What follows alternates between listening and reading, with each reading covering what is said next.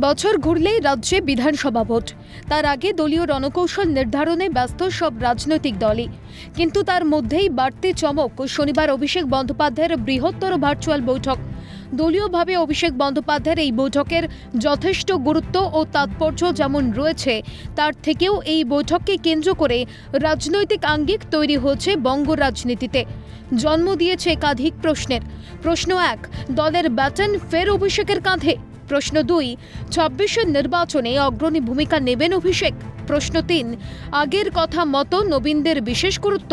কারণ তৃণমূলের অন্দরে বয়সের সমীকরণ নিয়ে প্রশ্ন তোলেন অভিষেক, জানিয়ে বহু বিতর্ক হয়। শেষে মমতা বন্দ্যোপাধ্যায়ের মধ্যস্থতায় পরিস্থিতি নিয়ন্ত্রণে আসে।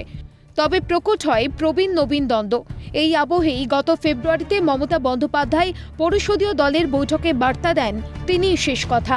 সেই সময় তৃণমূলের অন্দরে কান পাতলেই শোনা যেত হাসি চওড়া হচ্ছে প্রবীণ নেতাদের।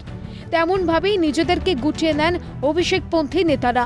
তবে অভিষেক সক্রিয়ভাবে দলের ব্যাটন তুলে নেওয়ার এই ছবির বিপরীত কিছু ঘটবে কিনা সে তো সময় বলবে। শঙ্কা আশঙ্কার দোলাচলে যে তৃণমূলকে পড়তে হবে তা কার্যত অতীত ঘাটলেই বোঝা যায়। যদিও রাজনৈতিক বিশেষজ্ঞ মহলের দাবি, মমতা অভিষেক যদি সমন্বয় সাধন করে চলতে পারেন তাহলে তৃণমূলের পরাজয় এই মুহূর্তে অসম্ভব। তবে সেই সমন্বয় আদৌ কতটা বাস্তবের মাটিতে প্রতিফলিত হয় সেটাই এখন দেখার। ইতিমধ্যেই অভিষেক বন্দ্যোপাধ্যায়ের প্রত্যাবর্তন নিয়ে ভিন্ন সুর শোনা গিয়েছে তৃণমূলের অন্দরেই। দলে মমতাপন্থীর নেতা হিসেবে পরিচিত ফিরহাদ হাকিমের গলায় সবাইকে নিয়ে চলার সুর।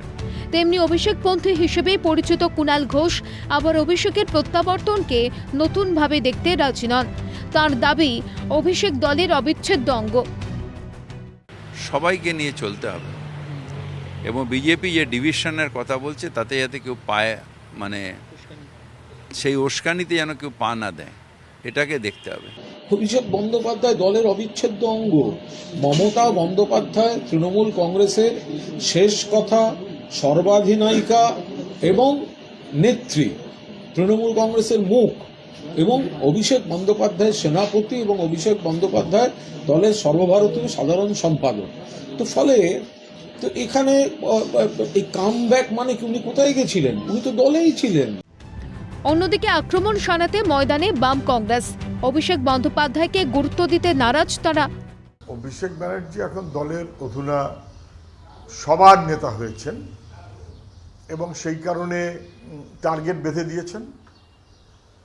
কোন জেলায় কটা আসন পেতে হবে টার্গেট বেঁধে দিয়েছেন। তার মানেটা কি? Very clear. মানেটা হচ্ছে কোথায় কতটা লুট করা যাবে। যে বলছে সেই তো যোগাযোগ রাখে বিজেপির সঙ্গে রে ভাই। তাকে খোঁজ করুক একবার, দেখবেন কত বিজেপির সঙ্গে তার চেনা জানা। তার যারা আত্মীয় গোষ্ঠী আছে সব বিজেপির সঙ্গে চেন তাদের। আমি দিলে তাকে জানি। আমি ময়দানে নেমেছে বিজেপিও। তৃণমূলকে খোঁচা বিজেপির রাজ্য সভাপতি সুকান্ত মজুমদারের। তার মতে, নেতা যেই হোক চুরি করতেই হবে তৃণমূলকে। দলের কে নেতৃত্ব দেবে, এটা নিয়ে কোন চোর নেতৃত্ব দেবে সেটা নিয়ে কি খুব বেশি মাথা ঘামানোর প্রয়োজন আছে? আমাদের যেমন পদ্ধতি একই থেকে, কন্টিনিউয়াস পদ্ধতি, তৃণমূলেরও পদ্ধতি এক। নেতা যেই হোক চুরি তো করতেই হবে। চুরিটা হচ্ছে ইউনিভার্সাল ট্রুথ ওদের ক্ষেত্রে।